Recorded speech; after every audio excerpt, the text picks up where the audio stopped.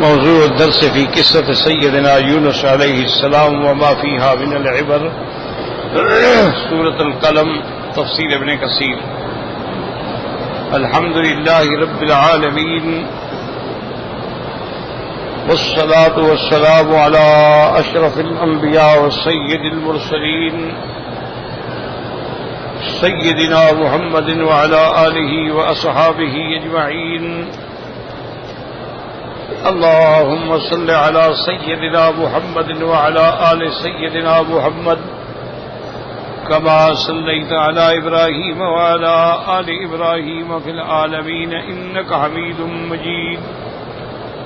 أعوذ بالله من الشيطان الرجيم. بسم الله الرحمن الرحيم. فاصبر لحكم ربك ولا تكن كصاحب الحوت إذ نادى وهو مكذوب فاجتباه ربه فجعله من الصالحين. وإن يكاد الذين كفروا ليزلقونك بأبصارهم لما سمعوا الذكر ويقولون إنه لمجنون وما هو إلا ذكر للعالمين. قال المؤلف والمفسر رحمه الله تعالى: أدام النفع بعلومه وعلومكم في الدارين آمين، إلى أن قال. حديث أنس بن مالك رضي الله تعالى عنه قال أبو داود: حدثنا سليمان بن داود العتكي قال حدثنا شريك وحدثنا العباس الأنبري قال حدثنا يزيد بن هارون قال أنبانا شريكا العباس بن ذريح عن الشعبي قال العباس عن أنس رضي الله تعالى عنهما قال قال رسول الله صلى الله عليه وسلم: لا رقية إلا من عين أو همة أو دم لا يرقع. لم يذكر العباس العين، وهذا لفظ سلیمان. اب مفسر رحمۃ اللہ علیہ احادیث مبارک ذکر فرما رہے ہیں جن سے نظر کے حق ہونے کے بارے میں دلائل ملتے ہیں. حضرت انس رضی اللہ تعالیٰ عنہ فرماتی ہیں کہ حضور پاک صلی اللہ علیہ وسلم نے فرمایا کہ رقیہ یعنی کلام پڑھنا علاج کے لیے نہیں ہے مگر عین کے لیے، یعنی کسی پر نظر ہو تو اس پہ رقیہ پڑھنا جائز ہے. او حمد او دم، یا کوئی چیز کسی کو ڈس لے. او دم لا یرقع، یا کوئی ایسی رگ ہے جس سے خون بند نہیں ہوتا تو وہاں رقیہ پڑھنا جائز ہے. یاد رکھیں رقیہ کا معنی جو ہے وہ ہوتا ہے جیسے ہم کہتے ہیں نا جھاڑ پھونک کروا لو بھائی. اگر تو وہ مشرکانہ الفاظ ہیں وہ پڑھنا حرام. اگر رقیے میں وہ الفاظ ہیں جو ہمیں قرآن پاک سے ملتے ہیں کہ آیات شفا ہیں، آدمی کو بیماری ہے تو قرآن میں جتنی آیات شفا ہیں 7 آیات ہیں، ان آیات کو پڑھ کے دم کرے، ان آیات کو پڑھ کے پانی پہ دم کرے، پلائے، بالکل جائز. اسی طرح حضور صلی اللہ علیہ وسلم نے فرمایا ہے جو کلام آپ بسم اللہ ارقیک اللہ یشفیک ان کل داء یؤذیک، کسی بیماری پہ آپ پڑھ سکتے ہیں. اسی طرح حضور صلی اللہ علیہ وسلم نے شر شیاطین سے بچنے کے لیے اعوذ بکلمات اللہ التامات من شر ما خلق. اسی طرح حضور صلی اللہ علیہ وسلم نے کئی ایسے کلمات مبارکہ ہیں، جیسے آپ نے فرمایا کسی کو کسی جگہ شدید درد ہے، تکلیف ہے تو اپنا ہاتھ وہاں رکھ لے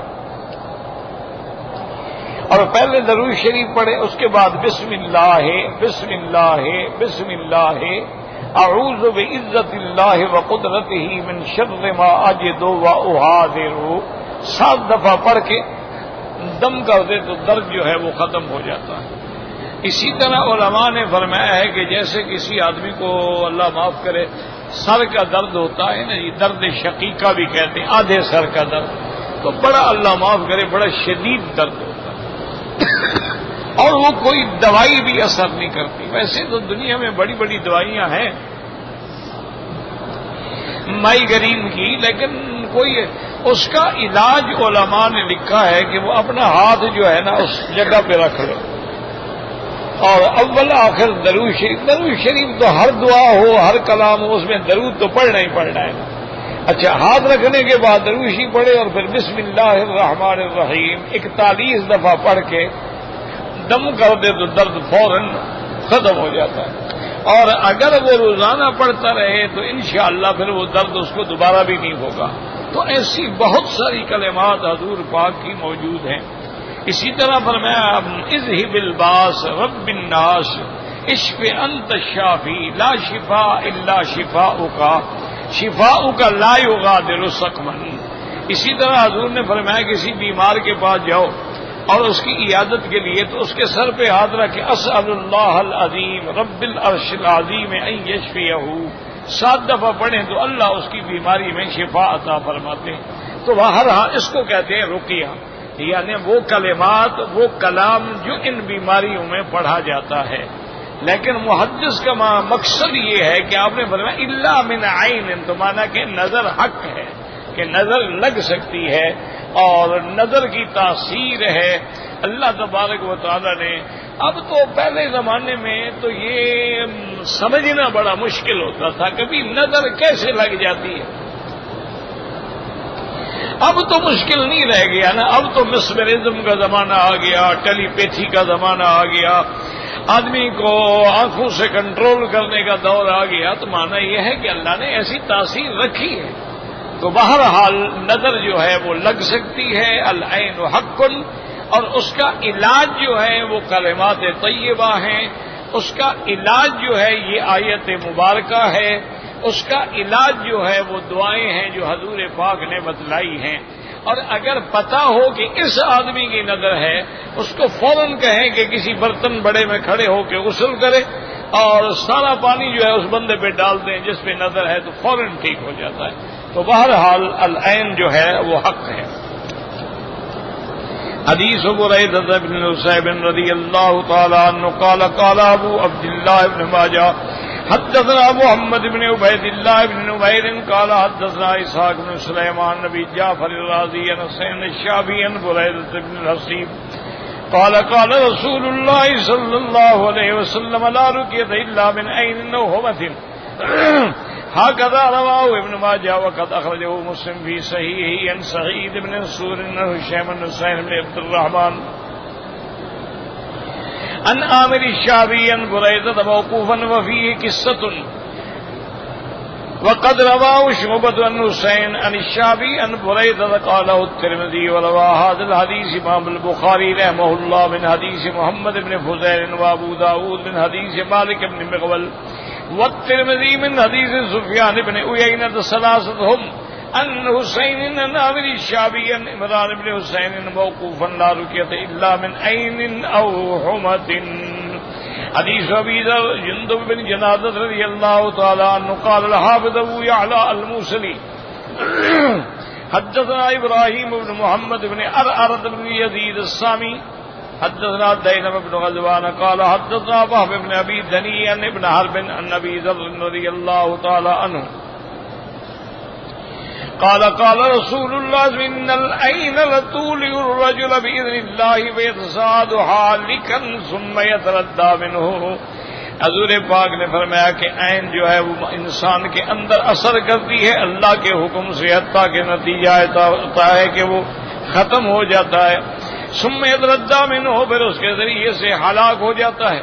اسناده غریب ولم يخرجوه حدیث حافظ التمیمی قال الامام احمد حدثنا عبد الصمد قال حدثنا حرب قال حدثنا يحيى بن ابي كثير قال حدثني حية بن حافظ التميمي ان اباه اخبره انه سمع رسول الله يقول لا شيء في الحام والعين في الحيام والعين حق واصدق التيرة الفال.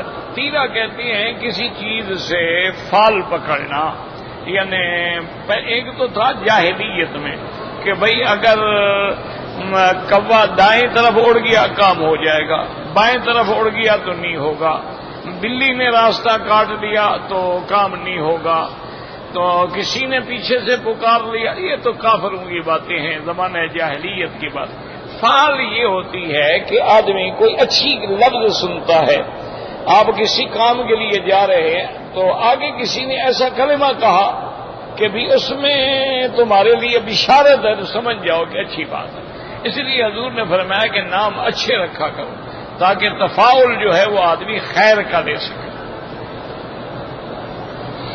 اور اس کے بعد فرماتے وقت رواہ الترمذی عن ابن علی عن نبی غسان یحییٰ ابن کثیر مبارک یحییٰ ابن ابی کثیر بھی ثم قال غریب قال روا سنان یحییٰ ابن ابی کثیر حیۃ بن حابس النبی النبی رضی اللہ تعالی عنہ عن النبی صلی اللہ علیہ وسلم قلت كذلك رواه الامام احمد بن حسین بن موسیٰ وحسین محمد بن شیبان بن حبت حدثه النبی رضی اللہ تعالی عنہ انه قال لا باس بالهم فالعين حق واصدق الطير الفال حدثنا حدیث ابن عباس رضی اللہ تعالی عنہ قال الامام احمد حدثنا عبد الله بن الولید عن سفیان عن ضریر حدثني اسماعیل بن صوبان عن جابر بن عباس رضی اللہ عنہم قال قال العين حق العين حق نظر حق ہے تستنزل الحالق اتار دے وہ اس کو بالکل یعنی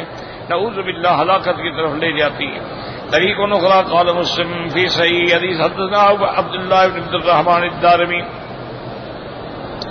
قال اخبرنا مسلم بن ابراہیم قال حدثنا وهيب بن طاووس النبي عن عباس رضی اللہ عنہ النبي قال العين حق حتى لو كان شيء سابق القدر سبقت العين وَإِذَا اسْتَغْسَلْتُمْ فَاغْسِلُوا۔ حضور پاک نے فرمایا کہ نظر حق ہے، حتیٰ کہ کوئی چیز اگر تقدیر سے سبقت کر جاتی تو نظر جو ہے وہ سبقت کر جاتی۔ اور حضور نے فرمایا اگر کسی کو نظر لگ جائے اور وہ آپ سے مطالبہ کرے بھی غسل کرو تو غسل کر کے پانی دے دو تاکہ وہ ہلاک نہ ہو جائے۔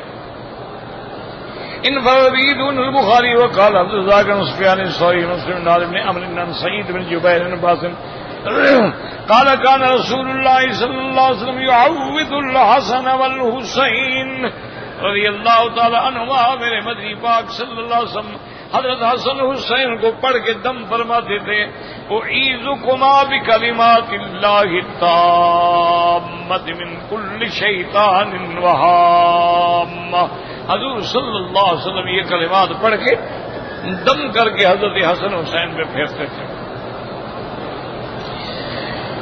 شیطان اور ہامہ کہتے ہیں کوئی اچانک بیماری پکڑنے والی۔ حق ادا کان ابراہیم یعوذ اسحاق السلام، اسی طرح سیدنا ابراہیم علیہ السلام اپنے بیٹے حضرت اسحاق اور اسماعیل علیہ السلام کو بھی اسی طرح پڑھ کے دم فرماتے تھے۔ اخرج البخاری واہل السنن من عربی حدیث ابی امامۃ صالح بن حنیف رضی اللہ عنہ قال ابن ماجہ حدثنا الشام ابن عمار قال حدثنا زہری النبی امامہ اسعد بن سعد بن حنیف قال مر عامر بن ربیعہ بسعد بن حنیف وهو يغتسل فقال لم أرك اليوم ولا جلد مخبات فما لبس أن لبت به۔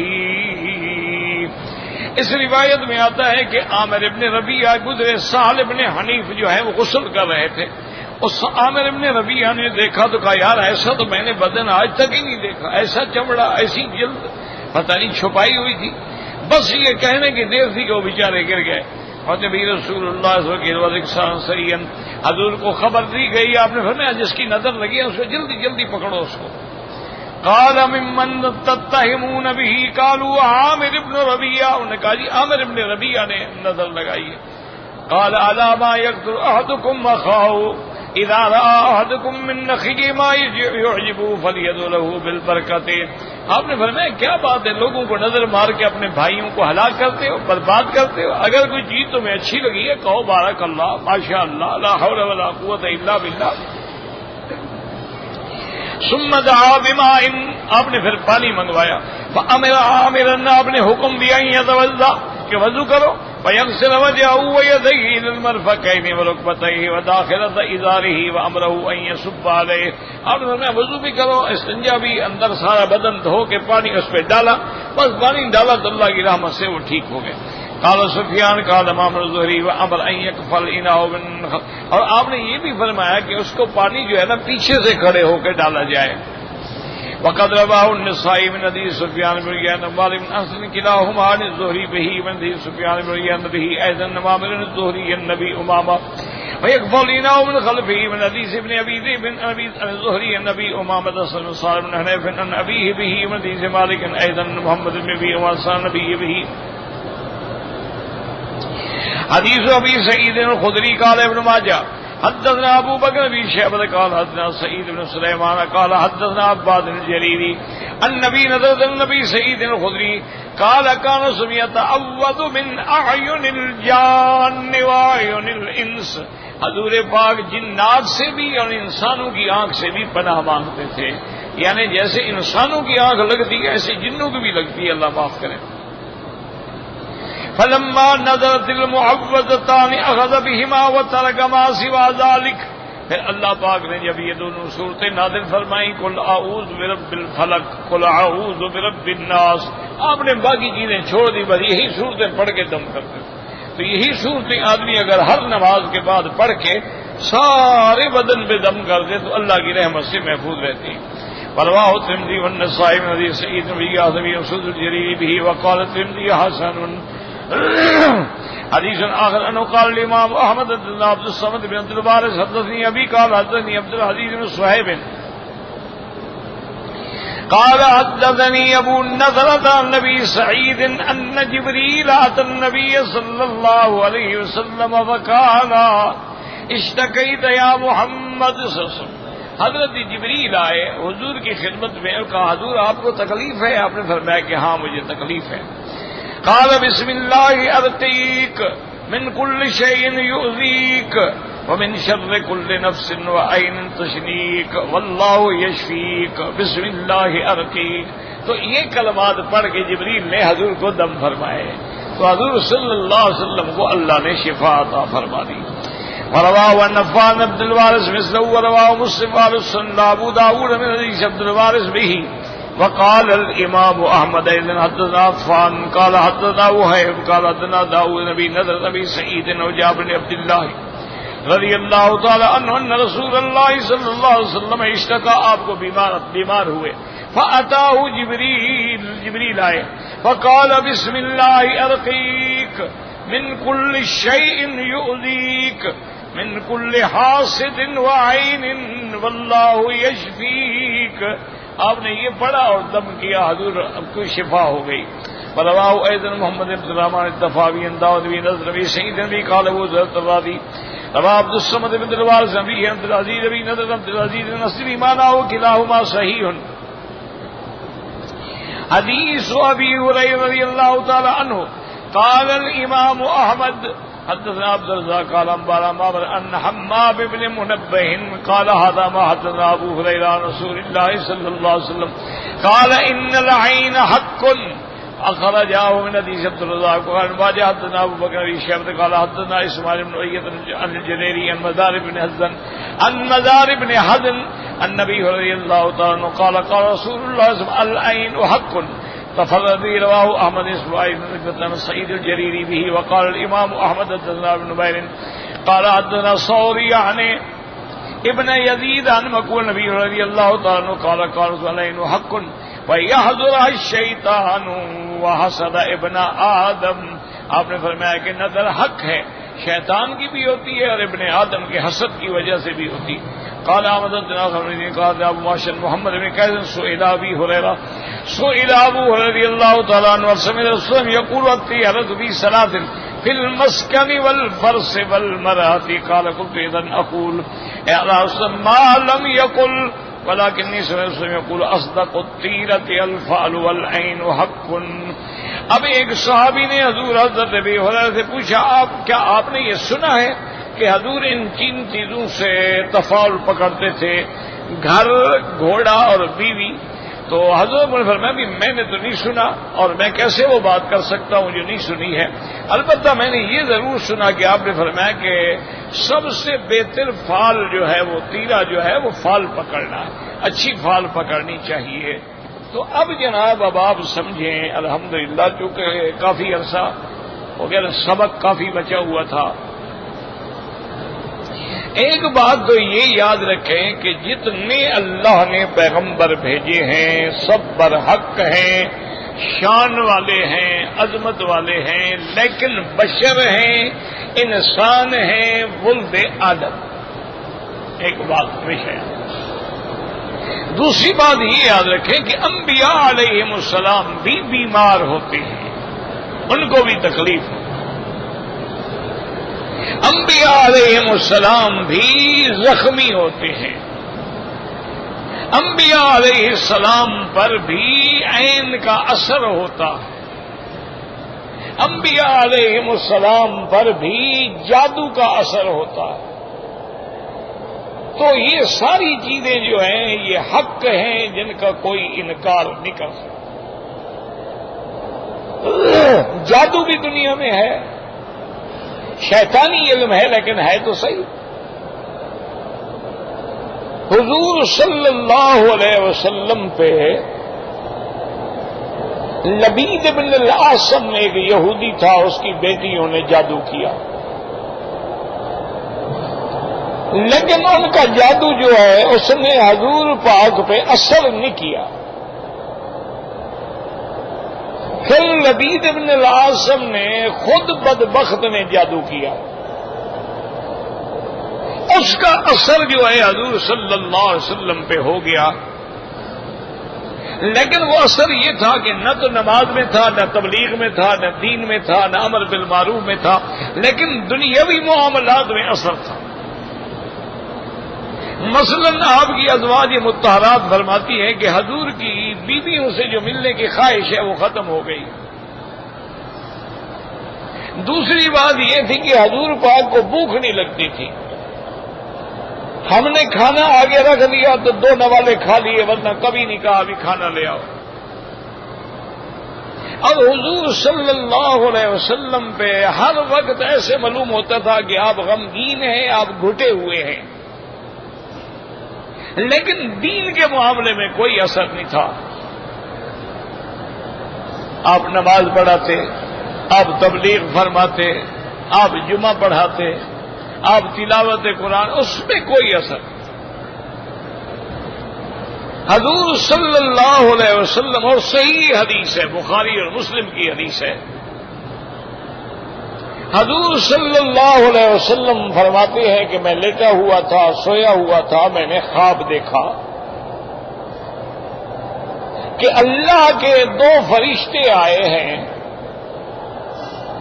ایک میرے سرانے کی طرف کھڑا ہو گیا اور ایک میرے پاؤں کی طرف کھڑا ہو گیا۔ تو جو پاؤں کی طرف کھڑا تھا اس نے سوال کیا کہ ما بہذا الرجل، اس بندے کو کیا تکلیف ہے؟ تو جو سرانے کی طرف کھڑا اس نے کہا مطبوب ان پہ جادو ہے۔ اس نے پوچھا کہ بھئی وہ جادو کس چیز میں ہے؟ تو اس نے کہا فی مشتن و مشاتتن، کہ وہ جادو جو ہے کنگھی ہے، کنگھی میں آپ کے بال ہیں، اس پہ جادو ہے۔ اب اس نے پوچھا کہ وہ کنگھی، وہ جادو، وہ چیزیں کہاں ہیں؟ تو اس نے کہا فلاں جگہ ایک کنواں ہے، اس کنویں کے نیچے تہ میں جو لکڑی ہوتی ہے نا، ڈال دی جاتی ہے لکڑی، کنواں جب بناتے ہیں نا نیچے ایک گول لکڑی ہوتی ہے، اس لکڑی کے نیچے ہے وہ۔ حضور صلی اللہ علیہ وسلم فرماتے ہیں کہ میں بیدار ہو گیا، میری نیند کھل گئی۔ اس کے بعد میں نے صحابہ کو حکم دیا، حضرت علی رضی اللہ تعالیٰ عنہ اور باقی صحابہ کو حکم دیا کہ بھی آئیں چلیں۔ ہم جا کے اس جگہ پہ پہنچے جس جگہ کے بارے میں اس فرشتے نے بتلایا تھا۔ حضور فرماتے ہیں جب وہاں گئے تو ہم حیران ہو گئے، وہ ایسی جگہ تھی وہاں کھجوروں کے درخت تھے، لیکن ایسے ٹنڈ منڈ درخت تھے، معلوم ہوتا تھا کہ انہم رؤوس الشیاطین کے شیطانوں کے سر ہیں۔ کوئی ان میں پھل ول نہیں تھا، کوئی چیز نہیں تھی، ایسے ٹنڈ منڈ کھڑے ہوئے تھے۔ اور وہاں وہ پرانا کنواں تھا۔ سرکاریں تو جہاں فرماتی ہیں کہ جب میں نے کنویں کی طرف نظر ڈالی تو اس کا پانی ایسے تھا جیسے کسی نے مہندی ملا دی ہو۔ پھر حضور پاک نے صحابہ کو حکم دیا تو صحابی اترے، کنویں کے اندر چلے گئے اور انہوں نے جا کے اس لکڑی کے نیچے سے ہاتھ ڈالا تو وہ چیز مل گئی. وہ ایک کنگھی تھی اور کنگھی میں سرکار دو عالم کے بالوں کو پھنسایا گیا تھا اور اس میں پھر اس نے جو ہے وہ سوئیاں داخل کی تھی, سوئیاں چبھو کے بند کیا گیا تھا. اب حضور پاک قل اعوذ بالفلق قل اعوذ بالناس بھی پڑھتے جاتے ہیں اور سوئی نکالتے جاتے ہیں, پڑھتے جاتے ہیں, نکالتے جاتے ہیں, پڑھتے جاتے ہیں, نکالتے جاتے ہیں. صحابہ کہتے ہیں کہ جیسے جیسے سوئیاں نکلتی گئی نا سریان رسول اللہ, حضور کا چہرہ ایسے کھل گیا جیسے چاند کھل جاتا. جادو کا اثر ختم ہو گیا. حضور پاک نے وہ ساری چیزیں لے کے پھر کنویں میں ڈال دی, واپس آ گئے. بی بی عائشہ صدیقہ رضی اللہ تعالی نے عرض کیا کہ یا رسول اللہ صلی اللہ علیہ وسلم, اگر آپ وہ ساتھ لے آتے ہیں تو ہم بھی دیکھتے کہ ظالموں نے کیسے کیسے جادو کیا ہے. آپ نے فرمایا عائشہ میں نہیں چاہتا تھا, جب اللہ نے مجھے شفا دے دی ہے میں وہ چیزیں لے آتا, لوگوں میں جوش بڑھ جاتا, ہو سکتا ہے کوئی ان کو قتل کرنے کے درپے ہو جاتا تو ایک بات بڑھ جاتی. میں چاہتا تھا کہ اس فتنے کو ختم کر دیا جائے, تو جادو اللہ کے پیغمبر پہ بھی ہو جاتا ہے. یاد رکھیں. اور اسی طرح یاد رکھیں کہ نظر ہے یہ بھی یعنی ہر بندے کو لگ سکتی. اس کا ذکر قرآن میں بھی موجود ہے اور حدیث پاک میں بھی موجود ہے. اور اسی طرح یاد رکھیں کہ جو تکلیف ہے, بخار ہے, درد ہے, تو یہ بھی انبیاء علیہ السلام کو لاحق ہو جاتا. نسیان ہے, بھول جانا, سہو ہے, کسی چیز میں خطا ہو جانا, کسی اہم کام سے نیند کا غالب آ جانا, یہ ساری چیزیں انبیاء پہ ہیں تاکہ لوگ سمجھ لیں کہ خدا تو وہ ہوتا ہے نا کہ لا تاخذہ سنۃ ولا نوم, جس کو اونگ بھی نہ آئے اور نیند بھی نہ آئے. تو جن کو نیند آتی ہے یہ نبی تو ہو سکتا ہے, خدا نہیں ہو سکتا. ولی تو ہو سکتا ہے, خدا نہیں ہو سکتا. مشکل کشا نہیں ہو سکتا. حضور صلی اللہ علیہ وسلم سفر پہ آ رہے تھے, راستے میں آپ نے قافلہ روکا, سیدنا بلال رضی اللہ تعالی عنہ کو بلایا کہ بلال دیکھو ساری رات کا سفر ہے اور ساری صحابہ کی جماعت جو ہے تھکی ہوئی ہے, لہذا تم بیٹھ جاؤ, ایک آدمی جاگتا رہے, سارے تو نہ جاگے نا. تو سارے سو جاتے ہیں لیکن جو نماز کا وقت و اذان دے کے ہمیں جگا دینا. حضرت بلال نے کہا ہاں یا رسول اللہ, حاضر یا رسول اللہ. تو حضرت بلال فرماتے حضور بھی سو گئے, صحابہ بھی سو گئے, تو میں نے اونٹ کا پلان ہوتا ہے نا جو اونٹ کے اوپر رکھتے ہیں, اور پلان رکھ کے ایسے اس سے ٹیک لگا کے بیٹھ گیا کہ بھئی جو ہی صبح صادق ہوگی تو فوراً میں اذان دے دوں گا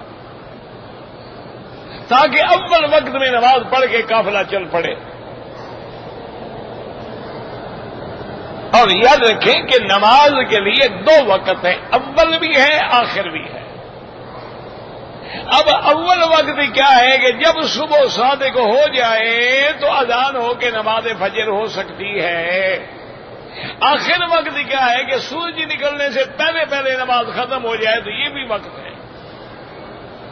پھر ائمہ کا اختلاف ہے, جیسے امام احمد ابن حنبل رحمۃ اللہ علیہ کے نزدیک اول وقت میں نماز افضل ہے. وہ کہتی ہیں کہ آدمی اول وقت میں نماز پڑھ لے, خدا جانے موت آ جائے پھر نماز نصیب ہی نہ ہو. امام ابو حنیفہ رحمۃ اللہ علیہ فرماتے آخر وقت میں نماز پڑھے تاکہ جو لوگ غافل ہیں, سوئے ہوئے ہیں, وہ بھی آ جائیں, جماعت بڑھ جائے. تو دونوں حدیثیں ہیں, اول وقت بھی حدیث ہے, آخر وقت کی بھی حدیث ہے, کسی پہ اعتراض کرنے کا کوئی حق نہیں. جہاں حضور پاک کی اول وقت میں نماز غلس میں پڑھنا ثابت ہے وہاں صحیح حدیث بھی ہے. آپ نے فرمایا اسفروا بالفجر فانها اعظم للاجر, کہ ذرا صبح ہونے دیا کرو, جتنی لیٹ کرو گے ثواب زیادہ ہوگا. تو اس لیے احناف جو ہے وہ آخر وقت میں پڑھتے ہیں. تو اب حضرت بلال رضی اللہ تعالیٰ عنہ فرماتے ہیں اللہ کی شان ہے, تھکے ہوئے تھے, ٹیک لگا ہوا تھا, میں بھی سو گیا, صحابہ بھی سو گئے, حضور بھی سو گئے. تو حضور پر بھی نیند غالب آ گئی اور نماز کا وقت چلا گیا، اور حضور پاک جب سو گئے اور سب سے پہلے حضور جاگے، لیکن سورج نکل آیا تھا۔ حضور پاک نے فرمایا کہ اين بلال، کہاں ہے بلال؟ بلال حاضر ہونے کا، اس لیے تو میں نے بٹھایا تھا کہ ہماری نماز قضا ہو گئی۔ خود نے کہا یا رسول اللہ ناراض کیوں ہوتے ہیں؟ اگر اللہ کا نبی سو گیا تو بلال کی کیا طاقت ہے بھلا؟ خود نے کہا حضور آپ ناراض ہو رہے ہیں، میرے اوپر کیوں ناراض ہوتے ہیں؟ آپ بھی تو سو گئے نا۔ تو اگر پھر بلال سو گیا تو پھر بلال کا زیادہ قصور ہے۔ حضور نے فرمایا فخرجوا من هذا الوادي فإن بها شیطان، حضور نے فرمایا اس وادی سے جلدی نکل چلو، یہاں شیطان ہے، شیطانی اثرات ہیں۔ اس لیے محدثین فقہاء علماء کہتے ہیں جن گھروں میں نماز نہ ہو سمجھو وہ شیطان کے گھر ہیں۔ حضور نے فرمایا نکلو یہاں سے۔ اچھا اسی طرح یاد رکھیں کہ حدیث سمجھا کرو، اللہ ہمیں بھی آپ کو بھی سمجھ دے۔ اب ایک حدیث میں آتا ہے کہ حضور پاک نے خود فرمایا کہ تنام عینایا ولا ینام قلبی، میری آنکھیں تو نیند کرتی ہیں لیکن میرا دل نیند نہیں کرتا۔ یہ بھی صحیح حدیث ہے۔ اچھا تو جب آپ کا دل جاگ رہا ہے تو نماز کیسے قضا ہو گئی؟ آپ فرماتے ہیں تنام عینایا، میری آنکھیں تو سوتی ہیں لیکن میرا دل جو ہے وہ نہیں سوتا ہے، تو حضور کی نماز کیسے قضا ہو گئی؟ اور علماء نے فرمایا وقت کا تعلق آنکھوں سے ہے، دل سے نہیں ہے۔ دل تو اللہ کے پیغمبر کا جاری ہے اور ساری ہے اور جاگتا ہے اور اللہ کے ساتھ تعلق قائم ہے، لیکن اوقات کا تعلق نظر کے ساتھ ہے۔ اس لیے چاند کا تعلق نظر کے ساتھ ہے، روزے کا تعلق نظر کے ساتھ ہے، عید کا تعلق نظر کے ساتھ ہے، دل کے ساتھ نہیں ہے کہ میرا دل کہتا ہے چاند ہو گیا۔ تو اس لیے حضور پاک جو ہیں سو گئے تو نیند بھی غالب آ گئی۔ اور یہیں سے ایک مسئلہ بھی سمجھ لیں، ہمارا ایمان ہے کہ اللہ جبریل بھیج کر حضور کو نہیں جگا سکتے تھے کہ ہزاروں لوگوں کی نماز قضا ہو گئی؟ کیا مشکل کیا تھی؟ تو وجہ پتہ ہے کیا تھی کہ اگر میرا مدنی نہ سو جاتے تو امت کو یہ مسئلہ کون سمجھاتا کہ اگر نیند آ جائے تو کیا کرو؟ تو حضور کا سونا جو ہے وہ بھی امت کے لیے سنت بن گیا، تاکہ امت کو مسئلہ سمجھ آ گیا کہ بندہ ہے سو گیا، غافل ہو گیا، جب نیند کھلے فوراً نماز ادا کرو۔ اب اس کے اندر غفلت نہیں کرنی چاہیے۔ تو یاد رکھو کہ انبیاء پہ نیند کا اثر بھی ہوتا ہے، جادو کا اثر بھی ہوتا ہے، نظر کا اثر بھی ہوتا ہے، بیماری کا اثر بھی ہوتا ہے، زہر کا اثر بھی ہوتا ہے، اور جیسے سانپ ہے، بچھو ہے اور بلائیں ہیں، تو زہر ہے جیسے کہ حضور کو دیا گیا لیکن اس کا اثر ہوا موت کے وقت میں۔ تو یہ ساری چیزیں جو ہے قرآن و حدیث میں ثابت ہیں۔ اللہ ہمیں صحیح سمجھنے کی توفیق دے۔ واللہ اعلم۔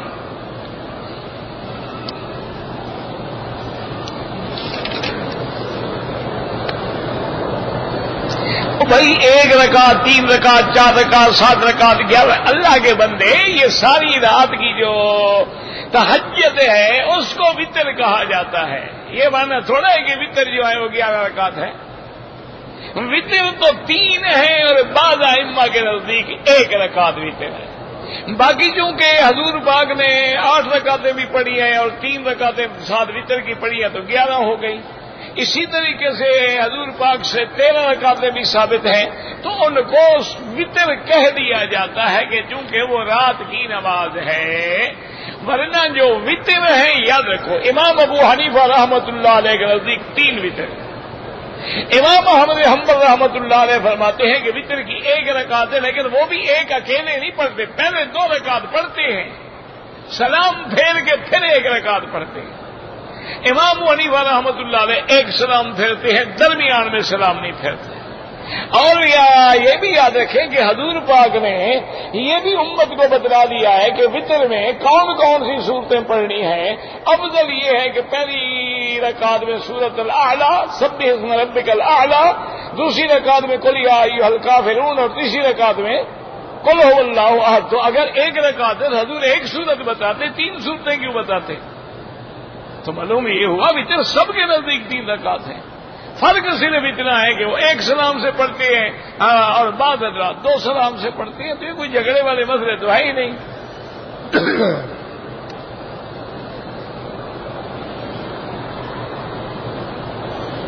ایک آدمی نے عمرہ کیا یا حج کیا، صفا کے بجائے مروہ سے دوڑنا شروع کیا، بالکل ادا نہیں ہوا، دم پڑ گئی، کیونکہ اللہ کا قرآن ہے ان الصفا والمروۃ من شعائر اللہ، سرکار دو عالم کی حدیث ہے ابدأ کما بدأ بہ اللہ ان الصفا والمروۃ من شعائر اللہ۔ اور یہی تو ہے جس کو ہم رو رہے ہیں کہ صفا سے دوڑو مروہ تک، سفر تو ایک ہے نا، مروہ سے صفا تک دوڑو تب بھی سفر ایک ہے، لیکن ادا نہیں ہوتی کہ وہ مخالف ہے سنت محمد مصطفیٰ کے۔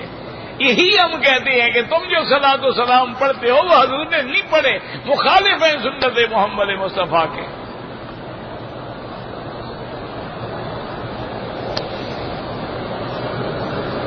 آپ زمزم کو دوسرے پانی میں ملا، کوئی بات نہیں، کوئی مسئلہ نہیں۔ یعنی ہماری قوم بھی بڑی عجیب ہے، ڈرتی ہے تو زمزم کو ملانے سے بھی ڈر رہی ہے، اور عقیدے میں شرک ملایا ہوا ہے وہاں تو کبھی ڈر نہیں آیا۔ کیسی قوم ہے، اللہ ہدایت دے، بس ہم دعا ہی کر سکتے ہیں نا۔ عقیدے میں شرک ہے، عبادت میں شرک ہے، قربانی میں شرک ہے، نظر نیاز میں شرک ہے، منت منوتی میں شرک ہے، تو اس میں تو کبھی زمزم پانی میں مل سکتا ہے جناب؟ کچھ نہیں ہوتا، بلکہ آپ لے جائیں اور اپنے گھر کے علاقے میں محلے میں جو کنواں ہو نا اس میں ڈال دو تو پیتے رہو سارے، بس عجیب لوگ ہیں بس۔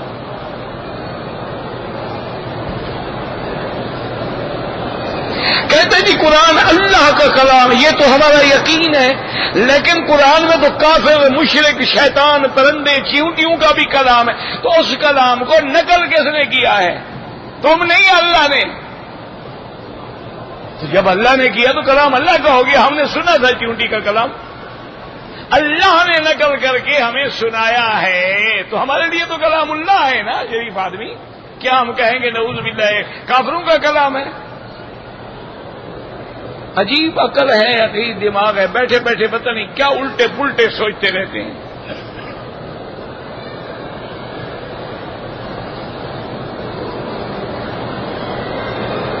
بہرحال پیشاب کے بعد اگر قطرے آتے ہیں اور وہ نہیں رکتے تو پھر ہر نماز کے لیے نیا وضو کرو۔ کیا مانا؟ مغرب کو جو وضو کیا اب عشاء تک کافی ہے، نماز پڑھو، نفل پڑھو، طواف کرو، جب عشاء کا وقت داخل ہوگا پھر وضو کرنا ہوگا۔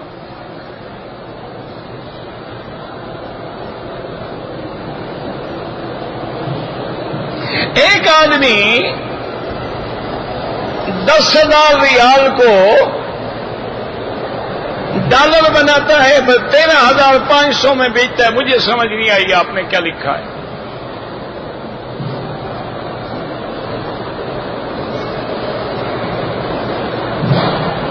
ایک آدمی کو 50,000 کی ضرورت ہے، زمین دیتا ہے 4 سال کے لیے اور 50,000 لیتا ہے، 4 سال بعد 50,000 واپس دے کر زمین واپس کر دیتا ہے، تو ٹھیک ہے، تو گویا کہ آپ نے وہ زمین مستاجی دی ہے یا رہن رکھی ہے، لیکن وہ زمین سے فائدہ نہیں اٹھا سکتا، زمین تمہاری ہے، زمین رہن ہے کہ اگر تم نے پیسہ نہ دیا تو پھر وہ زمین بیچ کے اپنے پیسے لے لے گا۔ یہ نہیں ہے کہ 50,000 روپیہ بھی لے اور 4 سال زمین کا فصل بھی اٹھاتا رہے، پھر تو سود، اس سے بڑا سود کیا ہوگا؟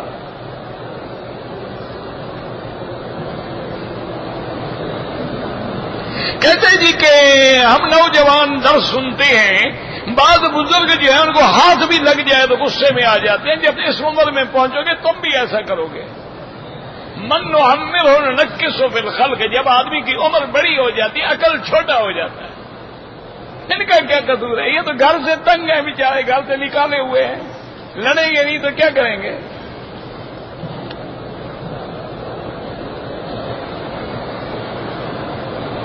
میری والدہ نے مدینہ منورہ سے احرام باندھا تھا، مکہ مکرمہ پہنچنے کے بعد کنگھی کر لی، اگر کنگھی میں بال ٹوٹے ہیں دم پڑ گئی، نہیں ٹوٹے ہیں تو کوئی بات نہیں، کون سا جناب ایک دن میں تمہارے میک اپ میں فرق آ رہا تھا؟ یعنی مدینہ منورہ سے احرام باندھا، مکے میں جناب میک اپ شروع ہو گیا، کنگھی شروع ہو گئی، اچھے احرام ہیں، اچھے عمرے ہیں۔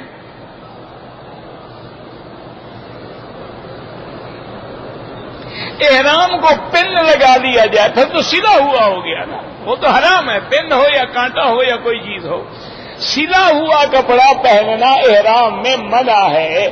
جب آپ نے پن لگا دی تو گویا سلا ہو گیا، دم پڑ گئی۔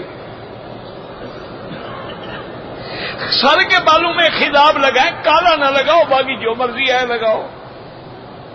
اگر ہم نے اللہ اکبر کر لیا، اگلی صف میں جگہ ہے، اگر ایک دو قدم ہیں اور سینہ بھی کعبے سے نہیں پھرتا، بالکل چلے جائیں آگے۔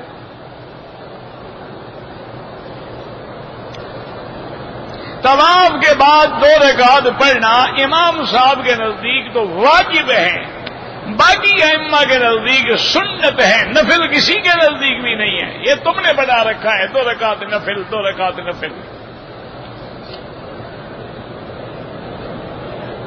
سرکار دو عالم کے روضہ مبارک میں جب صلاۃ و سلام پڑھیں گے تو وہاں یا رسول کہہ سکتے ہیں الصلاۃ والسلام علیک یا رسول اللہ، غائبانہ نہیں کہہ سکتے۔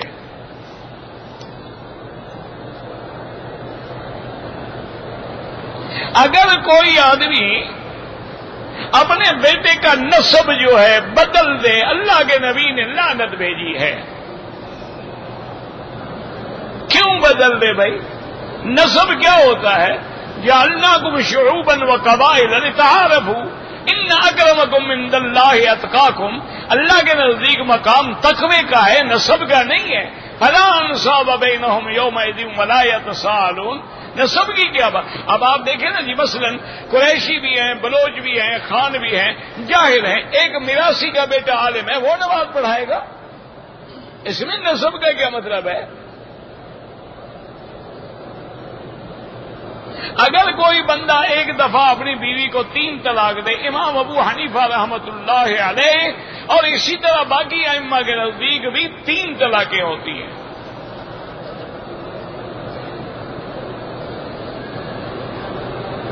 قرآن کی آیت ہے اذا قرئ القرآن فاستمعوا له وانصتوا، کہ جب قرآن پڑھا جائے سنو اور چپ کرو۔ تو باقاعدہ حدیثوں میں ہے کہ نزلت فی الصلاۃ، یہ نماز کے لیے نازل ہوئی ہے۔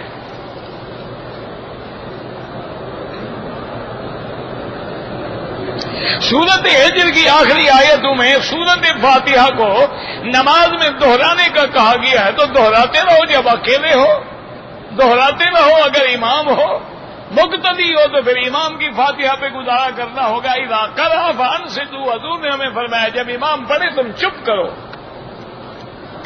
فإذا قال الإمام غیر المغضوب علیہم ولا الضالین، جب امام کہے غیر المغضوب علیہم ولا الضالین فقولوا آمین، تم کیا کہو؟ مانا فاتحہ پڑھنا امام کا کام ہے، آمین کہنا ہمارا کام ہے۔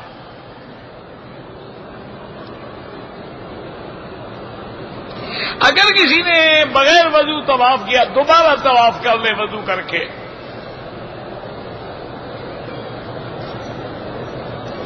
میں ایک بیوہ عورت ہوں، میں نے بینک میں پیسے رکھے ہیں، وہ جو منافع آتا ہے وہ حرام ہے، بیوہ ہو یا کوئی ہو۔ تم بینک کے کرنٹ اکاؤنٹ میں پیسے رکھو یا اسلامی بینک میں ڈال دو، اس سے تمہیں پیسے ملتے رہیں گے انشاءاللہ۔ بالکل مسجد کی تعمیر میں بھی نہیں دے سکتے، خود بھی استعمال نہیں کر سکتے، سود تو حرام ہے۔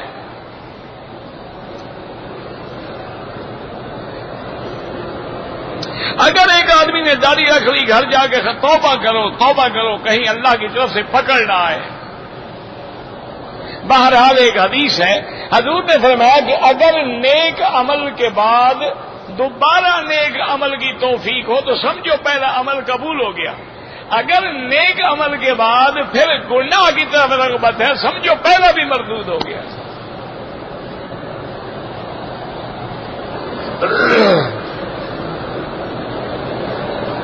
میں فرانس سے آیا، جتنے سے احرام باندھا ہے دم پڑ گئی. ایک دن بعد مدینہ منورہ جا رہے ہیں، وہاں سے احرام باندھ کے آؤں گا. بالکل میری اہلیہ ایام ماہواری سے ہے، مدینہ لے کر جا رہا ہوں، وہاں سے نیت کر کے آئیں گے، لیکن پھر وہ ہوٹل میں رہے گی، جب پاک ہوگی تو عمرہ کرے گی.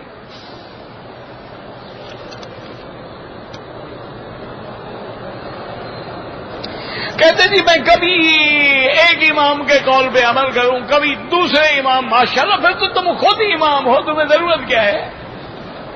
جب تمہارا علم اتنا بڑا ہو گیا ہے کہ دونوں ائمہ کے دلائل موجود ہیں اور تم فیصلہ کر سکتے ہو، تو پھر جناب 2 کشتیوں پہ پاؤں رکھو، انشاءاللہ جلدی ڈوب جاؤ گے.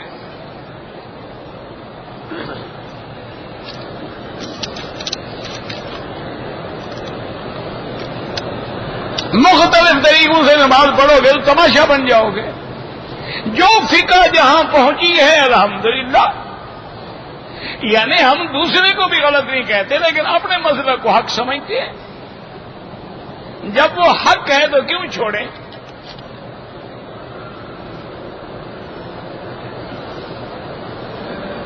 بالکل بخاری شریف آپ پڑھا کریں، لیکن کسی عالم کے بعد جا کے پڑھو، ترجمے سے گزارا نہ کرو، ورنہ یہی مسئلے ہوں گے جو آپ نے پہلے لکھے ہیں. ترجمے سے سمجھو گے انشاءاللہ تو پہلا جو کچھ ہے نا اندر وہ بھی چلا جائے گا. عالم کی خدمت میں جا کے کسی محدث سے حدیث پڑھو.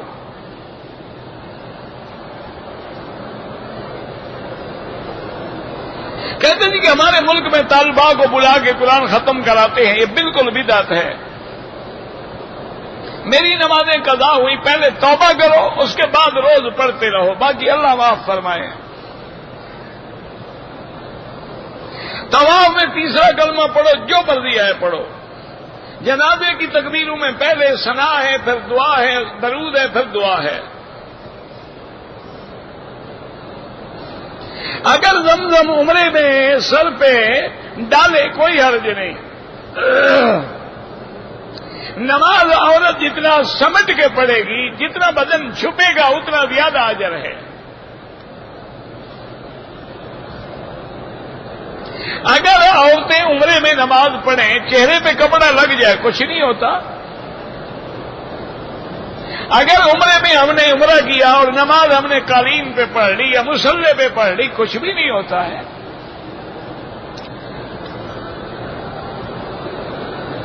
مغرب کی اذان کے بعد میں نے 2 رکعت نفل والے طواف والے پڑھ لیے، کوئی حرج نہیں، لیکن افضل یہ ہے مغرب کے بعد پڑھے. اگر طواف الوداع کر لیا نہیں جا سکے کوئی بات نہیں، سو جاؤ، رہ جاؤ، پھر طواف کرو، نمازیں پڑھو.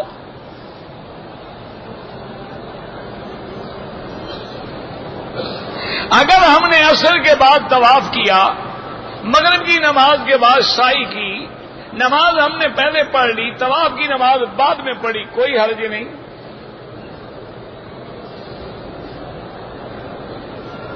طواف کے دوران میں 2 پرچی پیر میں آئی، پتہ نہیں کیا پرچی پیر میں آئی. مدینہ منورہ سے واپسی پہ احرام باندھ کے آنا لازمی ہے، مدینہ منورہ میقات ہے. اگر جنازے میں لوگ امام کے آگے کھڑے ہو جائیں ان کی نماز نہیں ہوگی.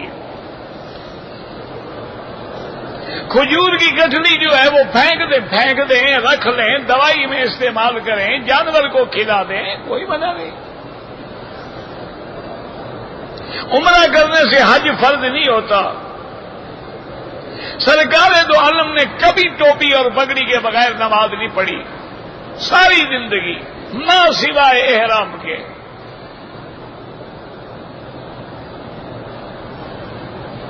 پتہ نہیں آگے تو پڑھا نہیں جاتا، میں کیا کروں.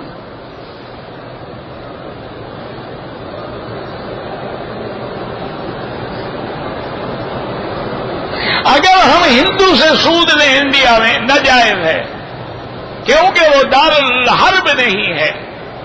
اس وقت سود نہیں ہوتا جب آگے کافر حربی ہو. اگر وہ دارالامن ہے، وہاں تمہارے مسلمان ہیں، تمہارے ایم این اے ہیں، تمہارے ایم پی اے ہیں، تمہارے مدارس ہیں، تمہارے بڑی بڑی مساجد ہیں، وہاں تو اتنے بڑے مدرسے ہیں جو پاکستان میں نہیں ہیں.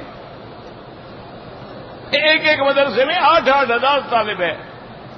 میرے دوست ہیں، انہوں نے اتنے مدارس بنائے. کل ہمارے وہ بیٹھے تھے اجمل عطر والے، وہ بتا رہے تھے کہ ان کی مجموعی مدارس کی تعداد جو ہے 2 لاکھ بچوں سے زیادہ ہو گئی ہے. اگر ایک آدمی فوت ہو گیا، اس کا عمرہ کریں، ابھی دفن نہیں ہوا، نہ ہو، مر تو گیا ہے نا. بعض لوگ یہاں مر جاتے ہیں، اس کو کولڈ سٹوریج میں رکھ دیتے ہیں، 2 سال رکھے رہتے ہیں، تو کیا فرق پڑتا ہے؟ عمرے میں کوئی قربانی نہیں ہوتی، حج میں ہوتی ہے. اگر آدمی زندہ ہے، اللہ اس کو خود نصیب کرے، اس کے لیے دعا کرو. اگر ایک عورت احرام باندھ کے جدے آئی تو حیض آ گیا، بیٹھی رہے ہوٹل میں، جب پاک ہو غسل کر کے عمرہ کرے. میں نے طواف کے 2 رکعت جو ہیں واجب نہیں کہا، نفل کا کچھ کہا، پڑھے تو ہے نا. اللہ تو جانتا ہے طواف کے پڑھ رہے ہو.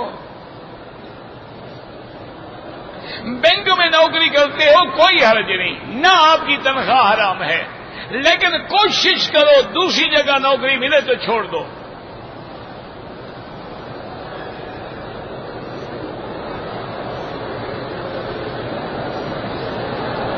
اگر بال 2-3 جگہ ٹک لگایا ہے تو دم پڑ گئی، بال بھی کٹواؤ اور ایک بکری دم بھی ادا کرو.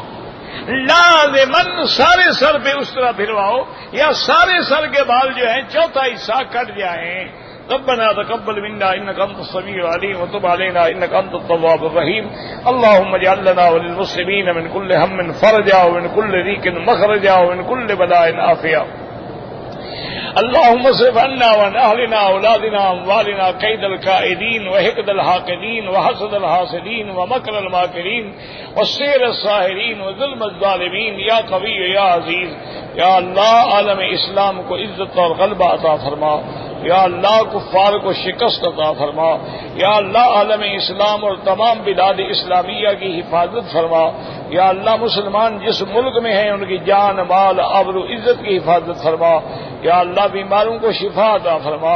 ہماری ظاہری باطنی روحانی جسمانی بیماریاں پریشانیاں اپنی رحمت سے دور فرما.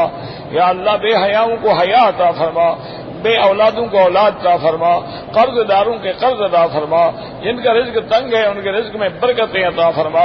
یا اللہ ہمیں مانگنا نہیں آتا، بغیر مانگے عطا فرما.